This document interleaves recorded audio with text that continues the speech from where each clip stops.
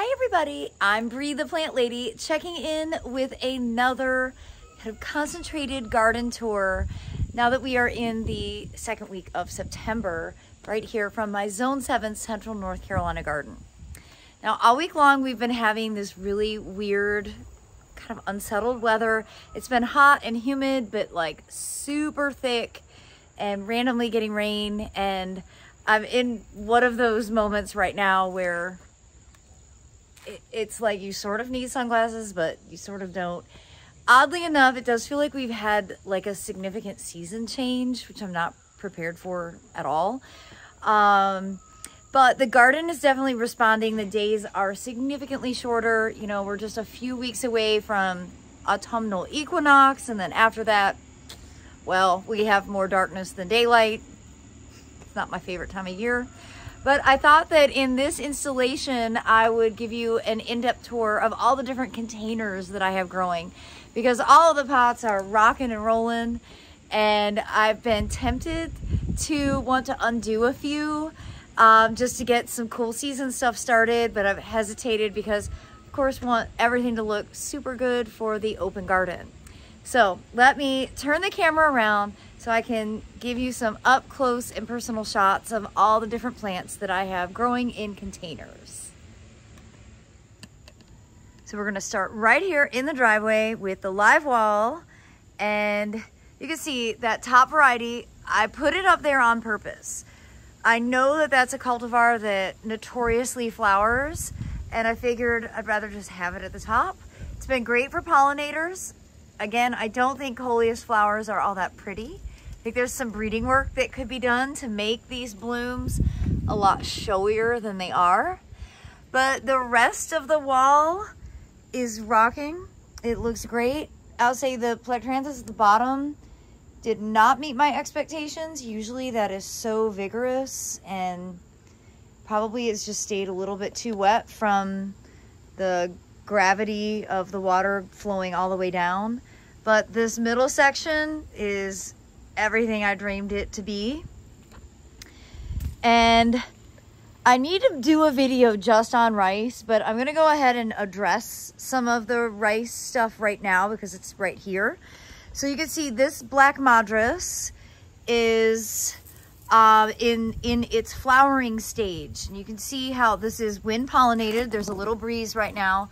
You see how those flowers are just wiggling around. That is what enables the pollen to fall, and how you end up getting really great seed set all the way along. It's just because wind pollination is so efficient compared to pollination that's done by an insect.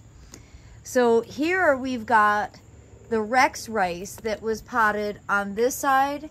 That was the last week of April. Here was the middle of May. Both of those timings a little bit too early here for Central North Carolina, but I was potting these as demonstrations for events. In contrast, the black Madras, which is only now just starting to flower, that was done in the ideal time range of like the second week of June. So you can see these are ready to be harvested. That seed is ripe and it's ready, and if I leave it much longer, birds will end up eating all of it and I won't get any seed. Now this is not enough seed to live off of. I am not growing rice thinking that I'm never going to buy it from the grocery store. I'm mostly growing this so that I can save it to regrow the next year. It's just an interesting talking point. The critical component about all of these rice pots, they are containers with no drainage holes. Now, not only does the timing of when you sow the seed play an influence on how the plant performs, but also how large of a pot. So I definitely recommend larger, deeper containers so that you have a more robust looking plant like I have here with the black Madras, compared to these two smaller containers of Rex rice. Across the front of the front porch, we've got these mixed containers with Kufia and the pineapple sage and the Alabama sunset coleus, and then one of my favorite paste varieties of tomato. This is orange icicle. which this fruit here has a spot, a blossom end rot, because this dried out when I wasn't home. But these tomatoes have grown all the way up to the gutters, and they're sort of growing back, and I haven't had monster harvest, but I've had enough harvest from these to totally make it feel like it's been worth my while. You can see lots of unripe fruit growing up there. Overall, I think this is one of the best places for me to grow tomatoes. It's eastern exposure. I think the plants don't get so hot.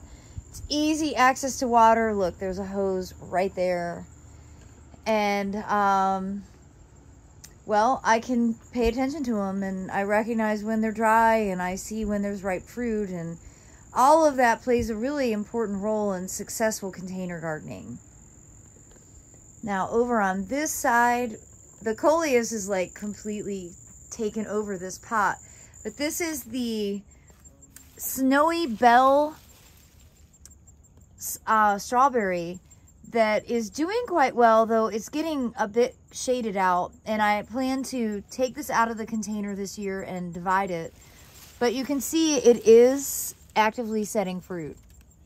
So I happen to love strawberries in September. I think they're very special. So you can see these matching terracotta pots have gone through some transitions over the summer. This one, I went ahead and cut the tomato out of it. It was just so ugly, I couldn't stand it anymore. And wasn't planted as just a coleus, but that's how it's ended up growing. There is a very sad plectranthus in there that just never really took off.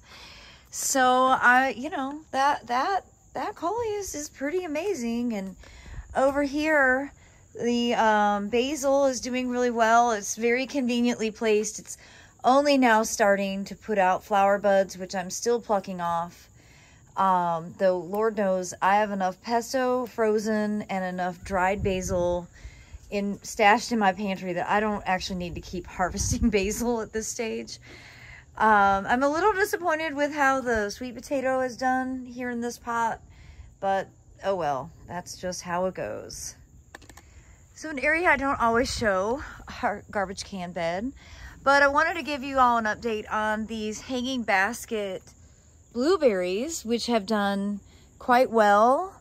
Abby and I potted these back in July, and they've definitely put on some new growth, and I haven't been very dedicated to watering them, but they're getting enough water, thankfully. Of course, up here on the back patio, I try to keep this all succulents because I don't like to have to water all the time. But that window box is doing great, and you just can't beat mangave. Look at that. This is one called Bad Hair Day, and it is just the coolest plant ever. A few more tomato failures here on either side. The tomatoes that were planted in that, I went ahead and cut out. So big coleus growing. Here, though, this tomato is doing quite well. I need to come through and harvest these. And the peppers planted in here are really doing great. The problem is they're pretty hot, and I don't digest hot peppers well. So I need to find somebody who does like peppers. Over here, you can see a nitrogen deficiency, obviously. Look at how yellow these pepper leaves are. But they're setting fruit, and I need to be better about getting the fruit before they get to that, because that, of course, means they're going to be really spicy. I'm in love with this kufia. No questioning. If you haven't grown kufia, put that on your must-grow list. And all those zucchinis have come out of these bags because the squash vine borers just ate them to nothing. But I went ahead and put pineapples in there because why not, right? I don't have expectations that I'm going to actually get pineapples. I just think they're cool. Now, this is probably the 6th or 7th year that I've been growing this lime. And you can see I've got, lots of limes growing on it. And I do harvest these, and my approach is simple. I juice them and freeze them in ice cube trays and then use them for mixed drinks, specifically mojitos, which I love. So they do get used, and then that ends up getting stashed in my heated shed every year. I'm really impressed with the begonia that I planted in here. I had zero expectations for it. This is a begonia I was trialing for ball seed, and I've got to say, it doesn't skip the beat all summer long. It's been in full bloom, and I really, really like it. And I'm not a begonia person, like, at all. Well, as I make my way into the fire pit, I know I've shown y'all this a lot because I love the succulents, and of course, the mangaves are just, they're so beautiful. They're so striking, and they just get better every single day. But these large containers here are doing well. The tomatoes, not so much. It's been a terrible tomato year. But emotionally, I'm not connected to them because I didn't do the tomato tasting, so it's fine. I do have a whole bunch of eggplants to come through and harvest. That one just came right off. I think I have about 4 different varieties of eggplant. I really enjoy eating eggplant. And I think they are easy to grow in pots. They're also easy to grow in the ground.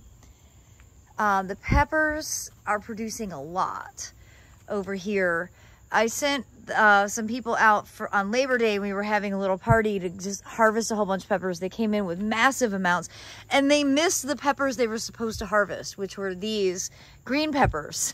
They harvested a whole bunch of other stuff. Now, I'm really happy to see here, got a ripe tomato. This tomato looks terrible. I mean, it's certainly on its way out. You can see, you know, all the foliage is just dead and dying. But I'm going to leave it here for at least another couple of days and try to let some of the fruit actually vine ripen. But the eggplant in that same container are doing wonderfully. And another big pot of black Madras here that's just starting, again, to put out its flowers. I just think as far as an ornamental grass for summer interest, you really can't beat rice. Well, while I'm on the topic of rice, here is the Rex rice seeded at a more appropriate time, mid-June. You see, it just looks a little better than the ones in the driveway because it's a few weeks later. That like drying foliage is indicative of the plant's putting its energy into going to seed, which is starting to happen here with these black Madras, which were done earlier than those 2 large white pots. And basically what you're looking for on the rice is when they start to kind of hang over. So you see the contrast between when it's straight upright and then when it starts to get heavy, and that's showing that the seed is starting to dry. This isn't ready to be harvested yet, but it's well on its way. And rice is an annual. It's not going to keep growing exponentially. So once it's putting its energy into seed, it's actually not putting its energy into vegetative growth, which is why it'll start to get ugly and look a bit past its prime. That's the sign that it's time to shift to a new season. For today's video purpose, I'm going to consider the tower garden to be a container, and it's doing great. It's primarily, actually it's not primarily, it's all tomatoes, and it's all Mountain Spring, I believe. It's all one variety. It's a cute little kind of small fresh eating tomato. And you can see this whole side is unplanted, and that's because we tried to do lettuce, but it's just too hot here in the summer. I'm sure I could get lettuce started at this stage in it, which I probably will when I get back home and have a couple of days. I'd like to go ahead and get it cleaned up. You can see that's actually the sodium buildup from the nutrient solution, which, you know, is what feeds the plants. Fill this with water and nutrient solution. Look at all those roots from the tomatoes growing. And it gravity feeds. You know, this is an aeroponic system, so it runs for 15 minutes. And it literally is just pushing water up through the center here. and then it gravity feeds all the way down, and that's how the roots get contact with water and nutrients. Through the winter season, because I do grow in this year round, this will be planted with broccoli and different varieties of lettuce and Swiss chard and stuff that I can use regularly for salads. So over here on the next door property at Dennis's Bench, the big container planting, I think looks really great. It's certainly vivid and colorful. When you pull in the neighborhood, you can't not see it. There's a lot that's growing well. Of course, lots of jalapeno peppers. The tomatoes are finally starting to recover from the summer heat, and I do expect to have a good fall crop of tomatoes from these pots. The lemongrass is really quite beautiful. These shosito peppers have been producing all summer, and they really are so delicious. But overall, I think this collection of lots of containers just kind of shows you what you can do if you don't want to break ground or spend money improving your soil. You can just do a big container display of anything that your heart desires. As long as you keep it watered, those containers will do really, really well. Well, here on the patio of the Airbnb, the Carolina Garden Retreat House, these pots, I went ahead and removed the tomatoes out of them because they were just too ugly for words. And, you know, they're not the best containers I've ever done, but they're pretty good for an Airbnb and kind of create an ambience. But these will definitely be the ones that I kind of undo earliest and get replanted for the cool season. And I was at Garden Supply, a really awesome garden center in Cary, North Carolina today. I'm actually doing a fall foodscaping in containers workshop with them. And I was looking around and having to resist the urge because I wanted to go plant shopping so badly. But I have a lot of trips coming up. I'm only home for like 4 days for the rest of the month. And so I resisted the urge, but I'm definitely, in my mind, I'm already starting to replan all of these containers for the cool season. Perhaps because we're having some exceptionally cool weather, and, well, yeah, I will start accepting that summer is soon going to be fading away. Well, I hope you'll tune in tomorrow for another in-depth tour from my home foodscape here in Central North Carolina, Zone 7. I will be covering all the big beds in the backyard in anticipation of the countdown to the fall open garden, which is scheduled for Saturday, September 24th from noon to 4 p.m. Thanks so much for watching, everybody.